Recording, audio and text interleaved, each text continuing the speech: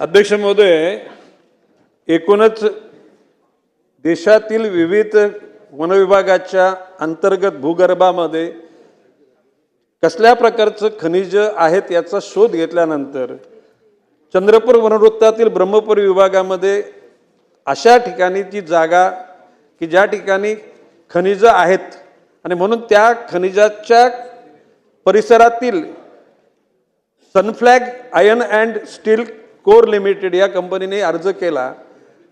त्याने अर्ज केला म्हणजे त्यांना जागा अलॉट झालेली नाही। सदर प्रकल्पाकरता वन संरक्षण अधिनियम 1980 अंतर्गत केंद्र शासनाची वन मंजुरी व वन्यजीव मंजुरीची आवश्यकता आहे। सदर मंजुरी घेण्याची प्रक्रिया सुरू आहे, तथापि सदर प्रकल्पाला वन जमीन वळती करण्यात आलेली नाही। 16/10/2023 रोजी संपन्न झालेल्या राज्य वन्यजीव मंडळाच्या 22व्या बैठकीमध्ये देण्यात आलेल्या निर्देशानुसार त्रिसदस्य समिती गठीत करण्यात आली। त्या सदस्यामध्ये आपल्या माहितीकरता प्रवीणसिंह परदेशी सदस्य राज्य वन्यजीव मंडळ, मुख्य वन संरक्षक प्रादेशिक चंद्रपूर आणि श्रीमती पूनम धनवटे सदस्य राज्य वन्यजीव मंडळ या सदस्यांनी सुद्धा पुन्हा खोलवर जाऊन त्या ठिकाणी चौकशी करावी आणि त्यांची खात्री पटली तर त्याने तो प्रस्ताव केंद्रीय वन मंजुरीसाठी पाठवावा।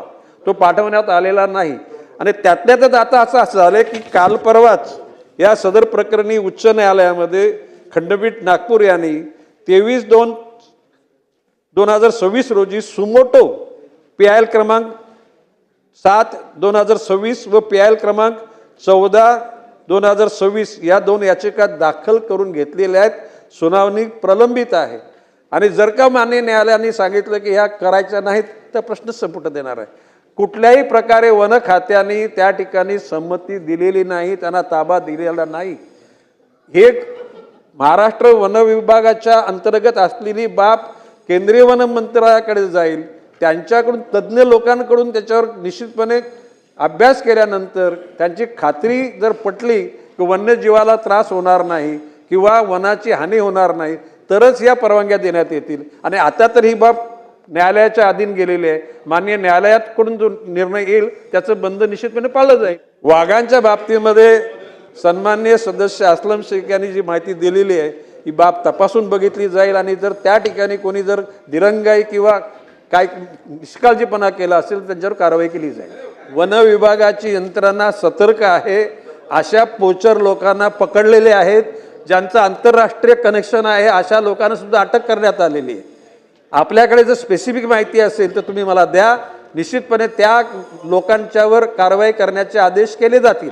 आजवर ज्या ज्या ठिकाणी वाघाची शिकार ज्या लोकांनी केलेली आहे असे स्थानिक आणि राष्ट्र स्तरातले आणि आंतरराष्ट्रीय स्तरातल्या लोकांचा ट्रॅक लावलेला आहे आणि त्या अनुषंगानं वन खातं सतर्क आहे।